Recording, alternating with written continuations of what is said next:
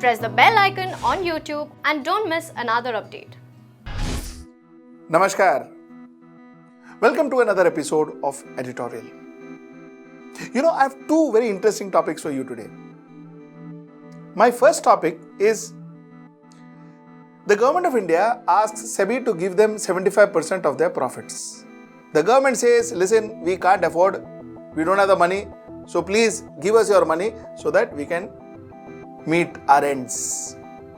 SEBI says, you will be taking away our autonomy if you take money. So this was the story. This story was reported yesterday. In fact, a lot of my colleagues, a few of my colleagues also reported this. Vinodji spoke about this yesterday. But I want to answer a very interesting question raised by a viewer of ours. His name is Ramesh Jain. Ramesh Jain asks me, he says, why are these people bothered about autonomy? RBI also spoke the same language. What of it? Why don't they give the money to the government? What autonomy are they talking about? And how does giving money to the government take away their autonomy? Ramesh, very good question. I will try and answer it in my first segment. That's my topic number one. My topic number two is, do you remember 2012-13? Do you remember those days when Mr. Shri Anna Hazare was doing his Bhook Hartal along with Shri Arvind Kejriwal and Srimati Kiran Bedi? All these people and that poet, Mr. Kumar Vishwas, all these people in Ram Leela Maidan, sometimes Bhook Hartal, sometimes Rasta Roko, so on and so forth. Huge Hartal they had done, huge movement they had created, calling for the implementation of Lokpal bill. Okay. Incidentally, March this year, Lokpal bill was actually executed. Now let's talk about the status of that Lokpal bill currently. Let's get right into the show. So here we are, the government of India, under the current circumstances and the financial constraints that it is facing, first had gone to RBI, took 1.76 lakh crores from RBI reserve, used it to run the country. Now it has gone to SEBI and said that, Baba, listen, I need 75% of your profits. Whatever profits you make, 75% you have to give it to me. You have to give it to the Consolidated Fund of India. You have to come and deposit it with the Consolidated Fund of India. SEBI chairman said, nothing doing here. How can you take money from me? Because if you take money from me, you are taking away my autonomy. You did that to RBI, now you are doing it to us. You are taking away our autonomy. Okay. One of our viewers wanted to know, how does the autonomy go away? Why does the autonomy go away if the government of India takes your money, takes the profitability of these kind of bodies? You see, what really happens is both RBI and SEBI, they are regulatory bodies. What does regulatory body technically mean? Regulatory body means that they keep a check on the way things are. RBI keeps a check on the banks and the finance system of India, and SEBI keeps a check on securities and other funds in India. So they are regulatory authorities. They are like auditors. They need autonomy. Why? So that they can take calls without prejudice or bias. They can take calls without anybody putting pressure on them. They can take calls and they can do what is right. Till quite recently, these bodies were enjoying a very credible status, which unfortunately is eroding away from these bodies. Now, what happens if the government takes away their money? If the government takes away money from SEBI, SEBI has to go to the government for any expansion program or any operational use, because 75% revenue you are taking away from them. Unke paas kya bacha? 25%. So when you take away their profits, for everything they have to go to the government. Now what happens? is when for everything they have to go to the governments, that means they get into the Babu system, the government starts demanding things from them. The government will say, you see, that company, no, they are going for public issue. Forget those 2-3 points which they have not met with. Give them that leeway. It is okay. Those people fund the political dispensation. Those companies fund the political dispensations. So let it be. This is how corruption starts. This is how corruption starts, and SEBI will then be arm twisted to ensure that the favorite companies of the political dispensations are given leeways. And that's precisely why chairmen of these kind of boards who are still got something called as conscience and a spine goes out and tells the government, I do not want to give my money to you. I want to keep that money so that I can run my organization. I can run it unbiased with or without you. You can't put the pressure on me. You can't pressurize me to give a judgment in or against somebody.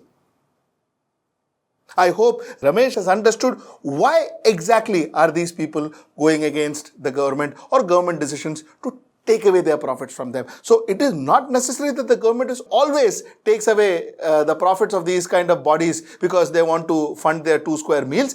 It is also government takes away profits from these bodies so that the government can control these bodies and manipulate these bodies and make these bodies do what the government wants them to do. Now, I am not saying here that the government is doing that because the government wants to make mess out of SEBI, but more often than not, what one sees in when there is government interference, when there is government pressure and the government can control these bodies are bound to fall prey to the government pressure. Aren't we seeing it with other bodies of investigation? So this is the reason why SEBI, whose 75% of their revenues has been, or rather 75% of their profits have been demanded by the government, they are having a problem and they were not so comfortable giving it to the government. But as things stands, they have no choice but to give this amount to the government 1st of February 2020. This is the status. So we had Sri Anna Hazare, Sri Arvind Kejriwal and a lot of other celebrities, film stars, all of them on the streets fighting for what they thought could change the fate of India and possibly could even. So all that happened, Congress and UPA was thrown out of the parliament in 2014. NDA came into existence. Bharatiya Janata Party took power and finally after 5 years, March this year, 2019, they implemented the Lokpal. So, Lokpal got operational, but unfortunately, the administration forgot to buy an office for Lokpal. They all of a sudden realized, भाई लोकपाल को office नहीं है, अब क्या करें? Operational तो डाल दिया, like demonetization, like possible CA, डाल दिया, done, go operational. But then they realized छोटा problems hai, no office. Okay. So somebody in the administration thought of a brilliant idea. Bhai, Ashoka is our hotel, no? In Delhi. They took 12 rooms of Ashoka. And they appointed all the people, all those 4 people, judiciary, 4 non-judiciary, 1 retired Supreme Court judge, all of them were collected and put into Ashoka in these 12 rooms. Now, according to Hindustan Times and one of the RTI reports that they got, the government has spent 3 crores 85 lakhs from March to now keeping the Lokpal operational. Because these people, like I told you, were put in 12 rooms in a super luxury 5-star hotel called Ashoka in Delhi. Because they have no office. And they are spending 50 lakh rupees per month as just rent to maintain Lokpal. Okay. So, good. Very nice. Because भाई justice के लिए पैसे खर्चा करना पड़ता है. Because Lokpal, just to give you a little more information on Lokpal, Lokpal is a body that has jurisdiction to inquire into allegations of corruption against anyone who is or has been the Prime Minister or a minister in the government or a member of parliament as well as any officials from the government bodies. So they can talk, they can start inquiries against the Prime Minister, former Prime Minister, ministers, former ministers, member of parliament or government bodies. All central government staff, they can start inquiries on. They have jurisdiction on them. So it's a very important body. The fact is that 50 lakh spending is okay then per month. Bhai, itna bada kaam kar rahe hain un log. What are we talking about? Okay. Now comes the next story. The next story is from March to now, there were 1,160 cases that was brought in front of the Lokpal. Out of which the Lokpal actually deliberated on 1,000 cases. 1,160 cases, may say 1,000 cases they deliberated on, but in all the cases they saw no culprits. They said nobody is corrupt. They had some investigation here and there, but none of the investigation threw up any culprits. Finally, they said nothing, everything is good, no problem, all is well. This is what the Lokpal said. The Lokpal, the same Lokpal, where the government is spending 3 crore 85 lakhs till now, 50 lakhs per month rent, and where their offices are situated in a super luxury 5-star hotel in Delhi called Ashoka. This is the fate of Lokpal. Sad indeed. Mockery. Mockery of our faith. Mockery of our faith, mockery of the faith that we put into these people. But that's okay. ठीक है ना? Fine. What happened to Anna Hazare? That man who must have stayed some 100 days without food and water, at least that is what he says, where is he? Why doesn't he raise this question? Why couldn't he raise this question and say, bhai, itna maine fight kiya, I asked for Lokpal, you know what, Mr. Narendra Modi, I made you the Prime Minister of this country. If it wasn't for my movement, possibly you would have not been sitting in that chair. What happened to my Lokpal? No. See, Anna Hazare is in Maun Vrat. He will not talk. He will not talk, or he doesn't want to talk, or he cannot talk, or if he talks, maybe things will be very difficult for him now. So that's where Anna Hazare is. Okay, Arvind Kejriwal is busy with what he is doing in Delhi. So he is busy with what he is doing in Delhi. Now, Mrs. Kiran Bedi couldn't care less, because she is the Lieutenant Governor of Puducherry. So she could, what Lokpal bill? She is busy governing Puducherry. Now she has got a chair. These were the people we trusted.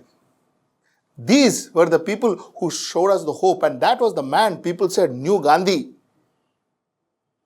Before we get enamored on people, before we shower our affection, love and respect on these kind of people, I think we should be a little more careful next time. I know we all have hopes. I know possibly, in Hindi there's a saying called "Doobte ko tinka sahara hota hai." If you're, you want to see goodness in these people. You want to believe that these people will take us to deliverance, but these people won't. And that's exactly what we've been seeing all this while. This is our Lokpal bill, and these are the leaders that we have. Till we see you next time. Namaskar.